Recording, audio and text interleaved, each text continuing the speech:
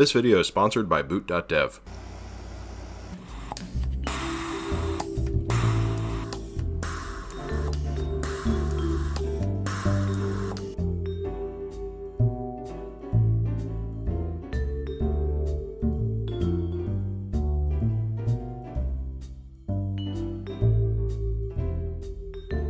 You know, I'm something of an oxygen connoisseur. I've tried breathing all the different blends, 0%, 21%, 36%, 39%, 100%, carbonated oxygen, and even the premium variety that comes with 50% more oxygen atoms. And based on those experiences, I can safely say you can never have enough oxygen. Well, unless your house is burning down or you're in a hyperbaric chamber that's over 2 atmospheres. So I wanted a way to gas weld without going out to buy gas cylinders, and in a previous video I made a pretty powerful HHO generator to try and do that, but since the exhaust is pure water, the flame just oxidizes the metal. This makes it usable for cutting, but useless for welding. After doing a little bit of reading, I found that natural gas, which I have coming into my house, does get hot enough to weld steel if it's burned with pure oxygen, although it's not quite as hot as acetylene, so it does take a little longer to get it up to the right temperature. So it serves to reason that I should be able to hook up one end of a torch to my natural gas line and the other end of the torch to an oxygen concentrator. I figure I can open up both valves on the torch and then dial back the gas valve until I get the right sort of flame for welding. Natural gas is already regulated down to just a few psi at the meter, and the oxygen concentrator doesn't put out a particularly high pressure either, so there shouldn't be a need for regulators in line with the torch. Now, of course, I have to point out that doing anything with your natural gas can be super dangerous, so I wouldn't try doing this unless you know exactly what you're doing. You definitely don't want to mess with the lines themselves, but at least in the US, gas water heaters have flex hoses that connect via a big flare fitting, which is pretty easy to remove with a wrench. You'll just want to make sure the gas valve is shut off before removing it. I'd also make sure you do this somewhere that's well ventilated, so in case something goes wrong, you won't have gas building up in an enclosed space. In my case, I'm doing it in my garage with the door open and a big fan running. The last important thing is going to be making sure that both the gas and oxygen feed lines to the torch have check valves on them, since we don't want oxygen feeding back into our gas lines for pretty obvious reasons. If you want to replicate this project but you don't feel that you can safely handle natural gas, a safer option is to just do this outside with propane as the fuel. It's still cheaper than acetylene, and you can buy or refill tanks just about anywhere. The only caveat is that it'll need a regulator on the output of the tank before going into the torch. In either case, there's not really much that goes into the gas hookup, so we're mostly going to focus on the construction of the oxygen concentrator. You can buy units for a few $100s that can put out several liters per minute of over 90% oxygen, but I already had a lot of the necessary parts, so I'm going to build one. An oxygen concentrator consists of 2 tanks that are loaded with molecular sieves, which are basically little ceramic beads that have tons of micropores that are pretty close to the size of the N2 and O2 molecules. A nitrogen molecule is a little bit bigger than oxygen, so when it finds its way into one of these pores, it has a hard time getting out, kind of like a fish caught in a fish trap. A little bit of oxygen gets trapped too, but since it's smaller, it's less likely to happen, so the sieve is very biased towards absorbing nitrogen. This effect is magnified by increasing the pressure, allowing for more gas molecules to be trapped, but with the same bias toward nitrogen over the oxygen. The cycle in the oxygen concentrator starts when one of the sieve tanks has compressed air introduced to it by opening its respective inlet valve. The air is typically not at a very high pressure, usually just in the range of 15 to 30 psi gauge or 1 to 2 bar, which is less than the pressure inside a car tire. The majority of the nitrogen gets captured in the sieve, the inlet valve closes, and then the nearly pure oxygen flows out of the tank through an outlet, which can be either a valve or a flow restriction. In my case, it'll just be a flow restriction in the form of a needle valve. A different outlet valve at the bottom of the sieve tank then vents out leftover gas. As the pressure drops, the trapped nitrogen is released from the sieve, so most of this leftover gas is nearly pure nitrogen. While the sieve tank is venting its leftover gas, the opposite tank is starting the same cycle and being charged with compressed air and letting nearly pure oxygen out of its own outlet to a common line. Okay, there's one more step in the cycle. By the time the first tank is nearly finished venting all of its leftover gas, a crossover valve opens, which allows the second tank to use some of its oxygen-rich leftover gas to flush out the excess nitrogen from the first tank. Without this step, the sieves would stay saturated with the old nitrogen and wouldn't be able to trap new nitrogen to enrich more air. The flow rate and oxygen purity at the outlet are highly dependent on the flow rate of the compressor feeding the concentrator, as well as the pressure, valve timing, and flow restriction. But generally speaking, with all other factors being equal, increasing the flow rate at the outlet tends to yield a lower concentration of oxygen, whereas reducing it increases the oxygen concentration. In theory, if the outlet is completely closed, the sieve tanks won't overpressurize, they'll just charge and flush back and forth until the gas inside of them is practically 100% oxygen. Okay, that's enough theory, let's start building. In my first attempt, I did this with PVC pipes that were way too big, connected via hard copper lines to the solenoid valves that controlled the process, and an Arduino with some MOSFETs to control the solenoids. I also used this very oversized 12-volt 20 amp supply. Way overkill, but it's just what I happen to have. I went through just about every permutation imaginable of feed pressure, outlet flow resistance, and valve timing, but never got more than around 25 to 30% oxygen. I tried baking out the sieve, but that only made a difference of a few percent. Now, I'm not an expert in molecular sieves or gas processing, but as far as I can tell, there's different grades of the type of sieve I was using. The sieve is called 13X, which has the nominal pore size of 10 angstroms, and it's the standard type used for oxygen concentrators. However, it's also used as desiccant, and in tests I ran, it was definitely pretty good at scrubbing moisture, but wasn't able to concentrate oxygen at all. I tried samples from a few different brands off Amazon and eBay, and all the cheap stuff from there apparently is only usable as desiccant and not for concentrating oxygen. I can't help but wonder if these vendors are just relabeling something else as 13X. After a little bit of head scratching over this issue and consulting some people on my Discord server, I received a package from Canada. This was from Digital Properties Group, who sent me 10 pounds of good quality 13X sieve, a big compressor, and some solenoid valves. These guys sell hardware for concentrating and bottling your own oxygen, which is perfect for somebody who has a need for a lot of oxygen in their shop but doesn't want to deal with the hassle and cost of constantly refilling bottles from a gas supplier. So a big thanks to them for sending me the equipment and supplies. To house the sieve, I'll be using 2 of these casings that are meant for reverse osmosis filters. These are much better than solvent welding PVC together because they can be open and closed for servicing. Just to be sure there's no residual moisture in the sieves from sitting around in my humid garage, I baked them out on a hot plate to ensure they were totally dry. Before loading the sieve, I made this filter for the bottom of the tank with a piece of disposable mask wedged between 2 3D printed discs that fit snugly in the bore of the filter casings. Then I loaded the sieve almost completely to the top, leaving just enough room for the thickness of the same filter on the other side. The sieve actually has quite a bit of dust that can foul up the valves and whatever devices we're using the oxygen on, not to mention the breathing hazard it causes, so the filters are required. To hold the sieve tanks, I made these 3D printed brackets that just get tightened together with some 2-inch long number 6 screws, which is approximately 50 millimeters of an M3 thread if I were using metric. Then for the solenoid and needle valves, I designed this funny looking rack, which the valves are just press fit into. Here's what the valve assembly looks like when everything is mounted. I didn't spend very much time planning this out, so I just glued a basic mount for the Arduino and the 12-volt power supply to the back of the pre-existing valve rack. All those bits and pieces are then screwed onto a wooden board, and the solenoid valves are wired up to the Arduino. Here's a schematic view of the control circuit. It's pretty straightforward. There's just a power switch on the 120 volts going into the 12-volt supply, and then each valve is energized when a digital pin from the Arduino turns on a MOSFET connected to the solenoid coil. Here's a simpler diagram view if you're not used to reading schematics. The MOSFETs and screw terminal connections for the valves and the 12 volts are soldered to a perf board adapter for the Arduino. And just a minor side note, you typically want at least 10 to 12 volts on the gate of a MOSFET so that it conducts with the minimum possible resistance, but I'm just using the 5 volt outputs from the Arduino's digital pins. This means my MOSFETs will have a little more resistance, but the solenoid coils only consume about half an amp each, so it's not really that big of a problem. Although with a bigger load of several amps or tens of amps, this could be a real issue. The last piece of the device is the buffer tank, which is just another one of those reverse osmosis casings that are around 1 liter. This makes the otherwise intermittent flow of oxygen steady, just like a big capacitor smoothing out the ripple current in an electric circuit. I'm going to hook up my little air compressor and set the regulator to about 20 psi or a little over 1 bar. The concentrator really shouldn't require a feed pressure of more than 20 to 30 psi, which is around 2 bar max. It makes a really satisfying sound as the valves turn on and off and the flow of air goes in and out.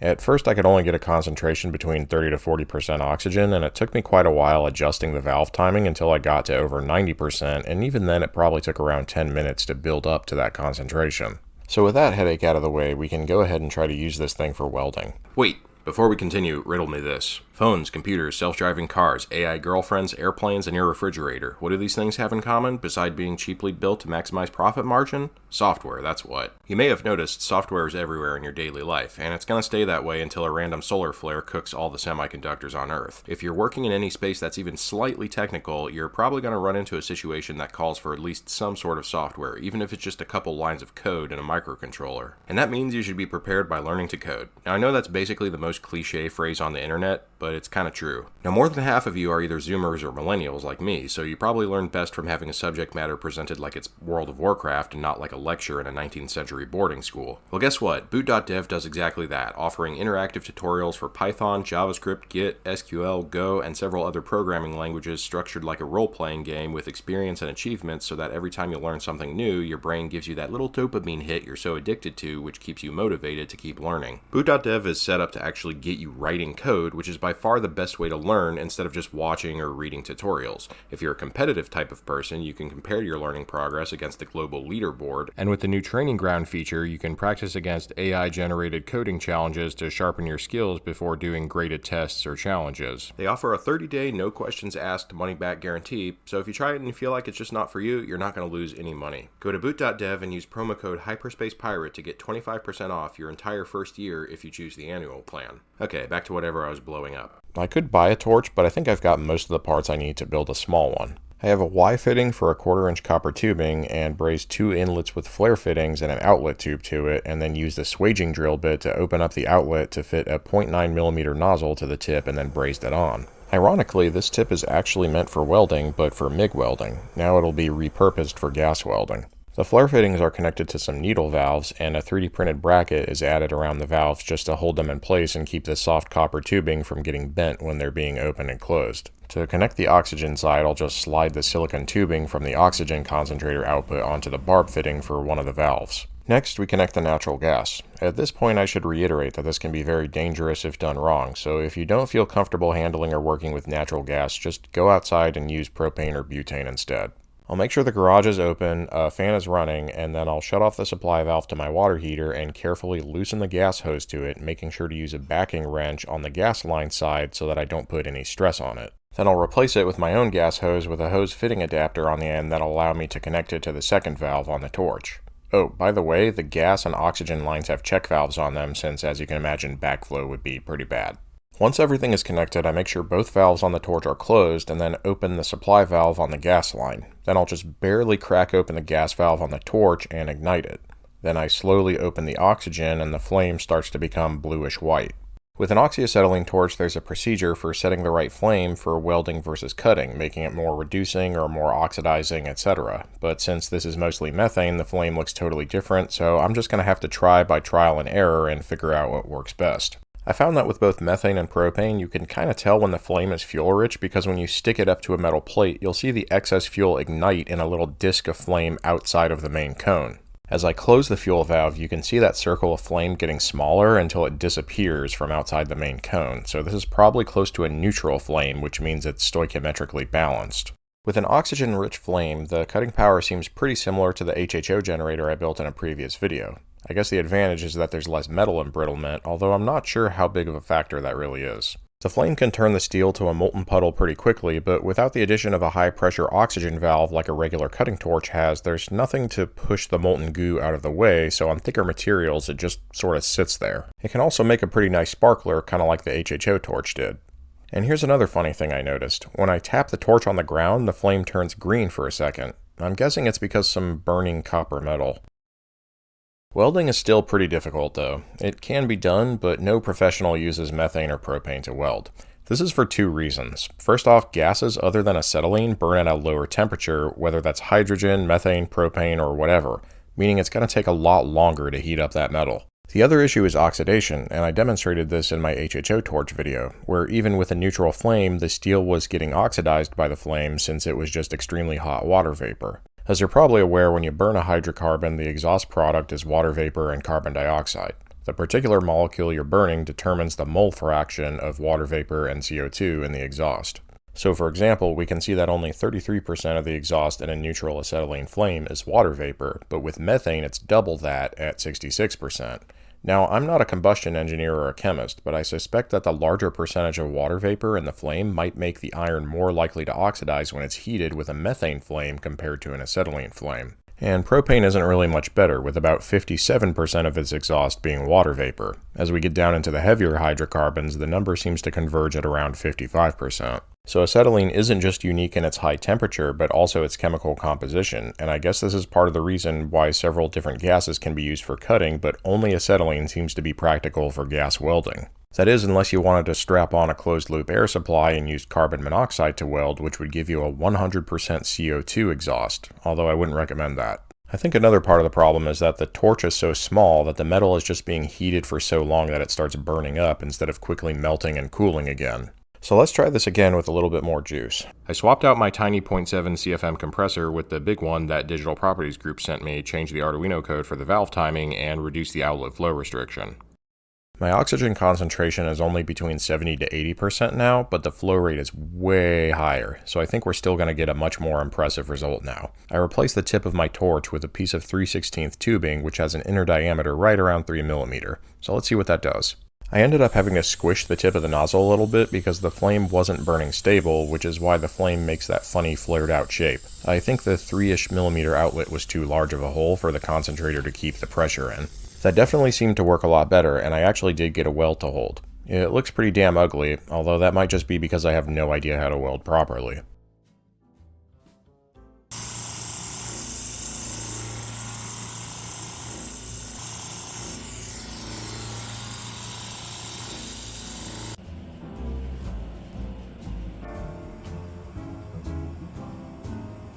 It's pretty satisfying just to melt stuff with the torch too. Watch what happens to a piece of charcoal. I'll get it burning and then shut off the fuel valve on the torch so that only the 70-ish% oxygen is flowing. It gets crazy bright and I need welding goggles to look straight at it.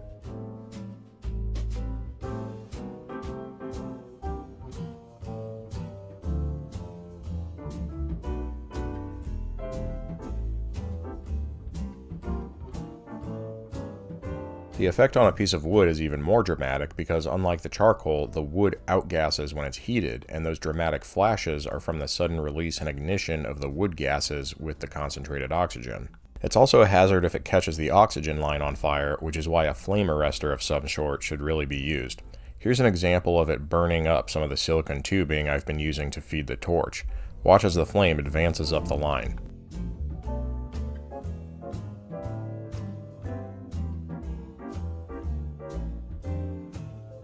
This is what the inside of the silicone line looks like after it's been burned through. Alright, I really want to try this with some steel wool. I think it's going to be exciting.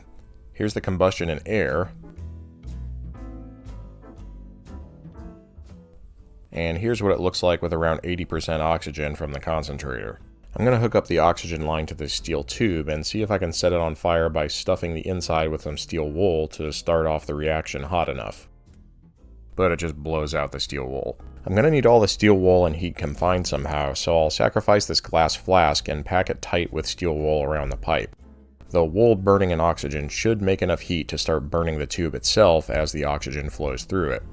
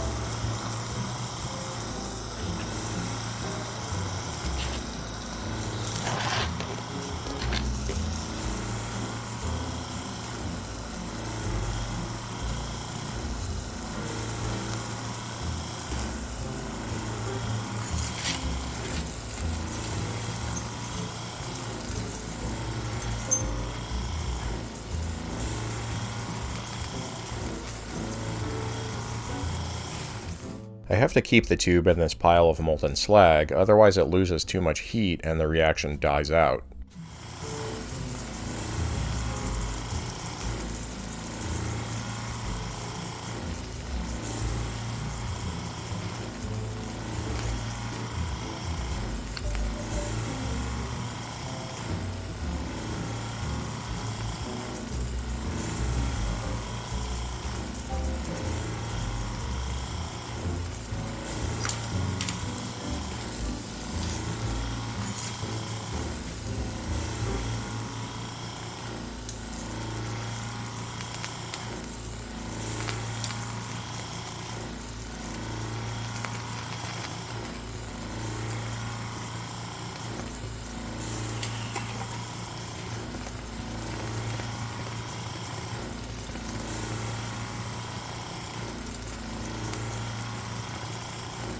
Okay, so that about wraps it up. The oxygen concentrator is certainly a useful tool to have in the shop, although for cutting or general purpose heating, I think I prefer the HHO torch.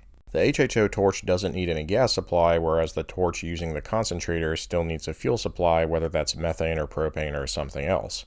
So you need both electricity and gas to run it, whereas with a pure oxy fuel setup, you don't need any electricity, and with a TIG or a stick welder, you don't need any gas. So at the end of the day, all it really does is save you the need for getting oxygen, which can still save you a lot of money in the long run, but you're obviously not going to be cutting or welding with this in some remote location that doesn't have access to electricity like you would with oxyacetylene. And as for welding, while it technically can be done, the results were really pretty bad, so I wouldn't weld with methane or propane unless there was absolutely no other option. And considering that acetylene can literally be made from charcoal and limestone, I don't foresee a global shortage of it anytime soon. Now the good news is that the oxygen concentrator is useful for a whole lot more than just making fire. I'll still be using it in the future because I'm going to make liquid oxygen with my cryo cooler and eventually make my own YBCO superconductors, which requires hours or days of firing in a furnace with oxygen. Anyway, that's the end of the video. Bye.